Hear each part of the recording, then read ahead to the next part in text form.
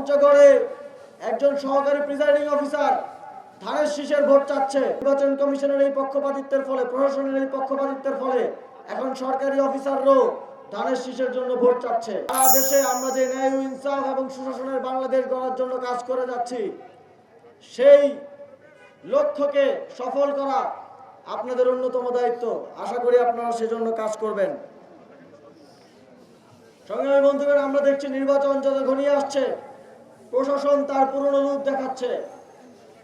গতকালকে আপনারা সোশ্যাল মিডিয়ায় দেখেছেন না, পঞ্চগড়ে একজন সহকারী প্রিজাইডিং অফিসার ধানের শীষের ভোট চাচ্ছে।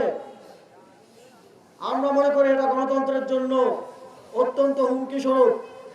আমরা দেখেছি নির্বাচন কমিশনে যখন 11 দলীয় জোটের পক্ষ থেকে 11 দলীয় জোটের প্রার্থীদের পক্ষ থেকে কোনো অফিসারের বিরুদ্ধে অভিযোগ যায়, পক্ষপাতিত্বের অভিযোগ যায়, ওই অভিযোগের কোনো ব্যবস্থা নেওয়া হয় না। অথচ বিএনপির প্রার্থীকে সকস করার কারণে ওই দিন যেতে না যেতে অফিসারকে উইথড্র করতে আমরা দেখেছি। আমরা দেখছি এই পক্ষপাতিত্বের ফলে, নির্বাচন কমিশনের এই পক্ষপাতিত্বের ফলে, প্রশাসনের এই পক্ষপাতিত্বের ফলে এখন সরকারি অফিসাররাও ধানের শীষের জন্য ভোট চাচ্ছে। যদি আপনারা আবারও প্রশাসন যন্ত্রকে কাজে লাগিয়ে পাতানো নির্বাচনের মাধ্যমে ক্ষমতায় আসতে চান, আপনারা মনে করবেন না যে শেখ হাসিনার মতো আপনারা পার পেয়ে যাবেন।